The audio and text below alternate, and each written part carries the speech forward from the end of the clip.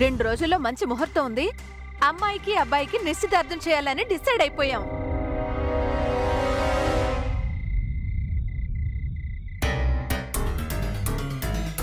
భాస్కర్ బాపట్ల.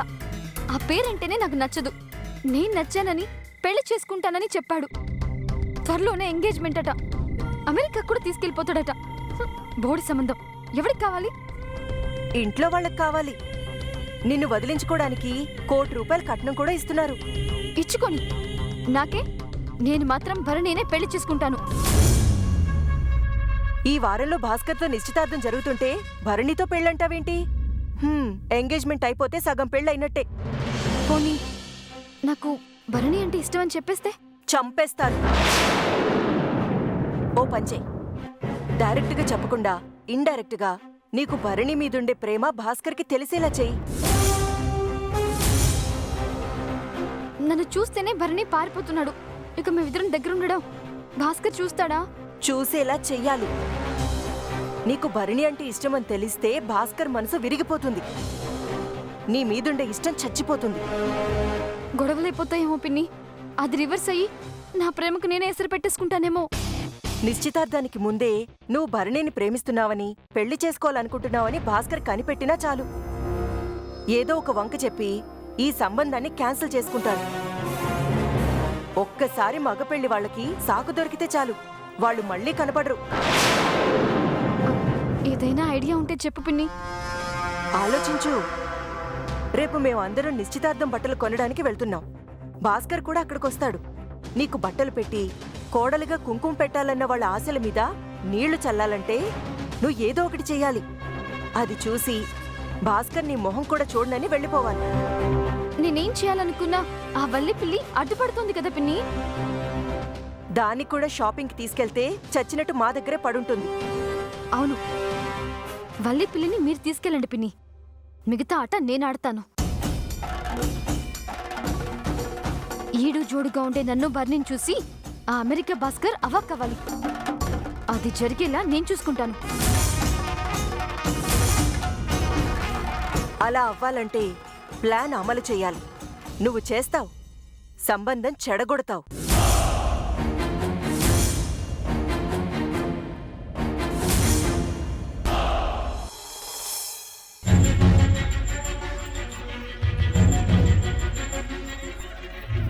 అన్నా అన్నా అన్నా, ఉళ్ళవా?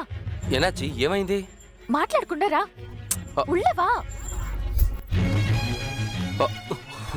ఎందుకింత కంగారుగా ఉన్నావల్లి? శివగామి కుటుంబం షాపింగ్ కి పోరాంగ. నువ్వు బయటికి పోవద్దు.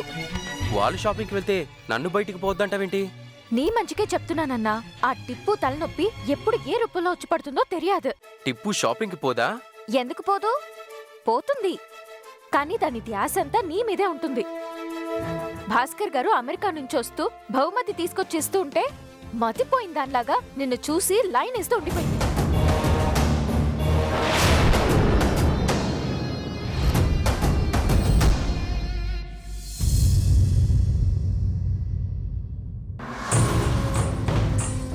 అరే ఏంటండి, మీరొక్కళ్లే ఉన్నారు, మిగతా వాళ్ళేరి? అందరూ లోపలే ఉన్నారు. అవును, మీరేంటి ఒక్కరే వచ్చారు? త్రిపుర ఎక్కడా? త్రిపుర ఇంకా రాలేదా? రాలేదని నన్ను అడుగుతారేంటి? మీరిద్దరు కలిసి వస్తున్నారని చెప్పారు. శివ శివ, కలిసి వెళ్దాం పదా, లేట్ అవుతుందన్నాను. నువ్వెళ్ళు పిన్ని, నేనొచ్చేస్తానని గుచ్చి గిచ్చి నెట్టేస్తే కారులో ఒక్కదాన్నే వచ్చాను. మీరొచ్చారు సరే, త్రిపుర ఎలా వస్తుంది? ఎలా వస్తుందని అమాయకంగా అడిగావేంటి? ఆహా, అడిగారేంటి భాస్కర్ గారు? బండిలో వస్తుంది. తను అడిగితే పక్కింటి భరణి డ్రాప్ చేయడా ఏంటి?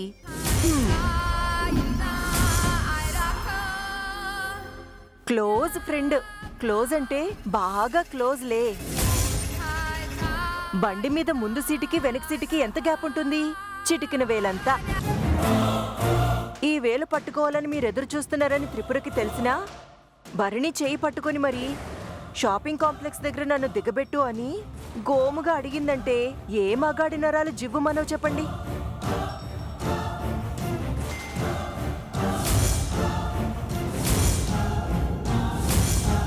దేవుడున్నాడు. ఎక్కడా? ఎక్కడని అడుగుతున్నావేంటి?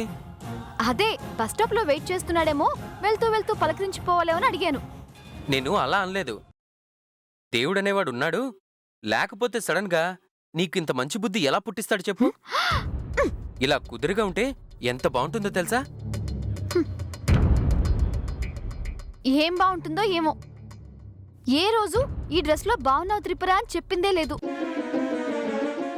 ఎలా చెప్తాను? పెళ్లి ఫిక్స్ అయిన అమ్మాయితో మాట్లాడాల్సిన మాటలేనా ఇవి? నిన్నటిదాకా నీకు వెర్రుండేది కాబట్టి అలా ఫీల్ అయ్యేవనుకోవచ్చు. ఈరోజు మారిపోయావు కదా. భాస్కర్ గారిని పెళ్లి చేసుకుని అమెరికా వెళ్ళిపోతానని వల్లి మీద ఉట్టేసి చెప్పినందుకు నేను పూర్తిగా విశ్వసించి షాపింగ్ కాంప్లెక్స్ దగ్గర దిగబెడతానని చెప్పాను. సరే సరే, నిజమే. బయలుదేరదాం పద.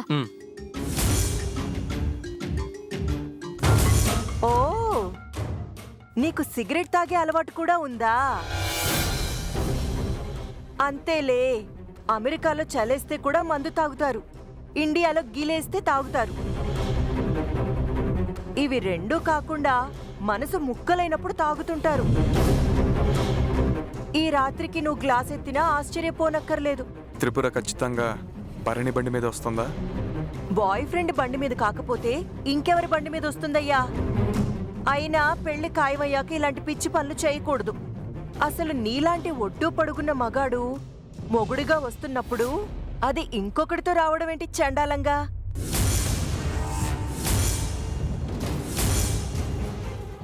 ఛ, లోపలికి వెళ్దామంటే త్రిపుర ఎందుకు రాలేదని అడుగుతారు. పెళ్లి కూతురికి బదులు నేను సిగ్గుపడాలి.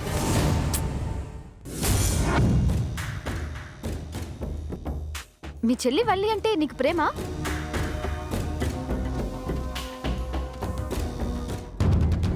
ఉట్టి ఒట్ట అంటే ఏంటి నీ ఉద్దేశం?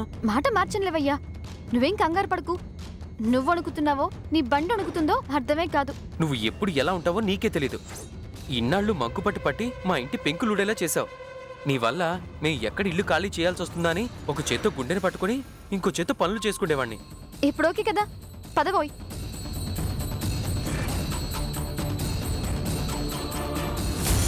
వల్లి, ఈ చీర బాగుంది కదా? బాగుందండి. టిప్పు ఇంత టైం అయినా రాకపోవడమే ఏం బాలేదు. అందరూ హడావిడిలో పడి మర్చిపోయారు గాని ఈసారి అడిగితే ఎవరు సమాధానం చెప్తారు? గాయత్రి, నాకు ఈ షర్ట్ బాగుందా? ఈసారి రెడీమేడ్ షర్ట్ తీసుకుంటున్నారా ఏంటండి? బాగుందా లేదా? బాగుంది, కానీ మీకు హాఫ్ హ్యాండ్స్ అయితే బాగుంటాయండి. ఏంటమ్మా ఈ చీరలు? నిశ్చితార్థం అప్పుడు మేమందరం ప్యూర్ పట్టు చీరలే కట్టుకుంటాం. వెళ్ళి అవి తీసుకురా. ఏ రేంజ్ లో చూపెట్టాలి మేడం? మా రేంజ్లోనే తీసుకునిరా. రేటు గురించి మాత్రం ఆలోచించొద్దు. అంతే కదా శివగామి గారు? అమ్మ తారకం, మరీ భారం పడుతుందేమో. పర్వాలేదండి, ఇంటికెళ్ళేటప్పుడు బట్టల బరువు తప్ప ఇంకే భారం ఉండకూడదు.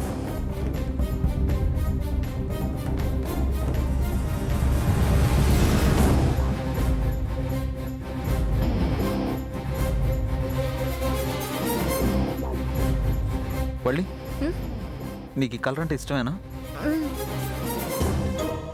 అయితే ఇది తీసుకుంటా. నువ్వు కూడా సేమ్ కలర్ మ్యాచింగ్లో పట్టు పరికిని తీసుకో. కాంబినేషన్ బాగుంటుంది. మురుగా, టిప్పు ఇంకా రాలేదు. ఇంట్లో అన్నను ఏమైనా చేసిందా అని నా టెన్షన్లో నేనుంటే పెరియబాబు ఏదేదో మాట్లాడుతున్నారు. నా వెంట పడ్డం వేస్ట్ అని నువ్వు అన్నావు చూడు, అప్పుడు టీవీ ఛానల్కి ఓనర్ అయినంత ఆనందం కలిగింది. నేను అనుకున్నట్టు జరిగితే ఆనందం రెట్టింపు అవుతుంది భరణి. నువ్వు అలాగే వల్లి నా వల్ల ఎటువంటి ఇబ్బంది పడరు. ఈ మాట అండమే కాదు, మాట మీద నిలబడాలి కూడా. సరే త్వరగా పద, అక్కడ భాస్కర్ ఎదురు చూస్తూ ఉంటాడు. రారా చెప్తా నీ సంగతి. వద్దండి, పెద్దమ్మ గారికి ఈ విషయం తెలిస్తే ఏం చేస్తా? నేనేం చెప్పను. చావ పడతాను, చివరికి చంపేస్తాను. నన్ను నమ్మండి, కావాలంటే మీ కాళ్ళు పట్టుకుంటాను.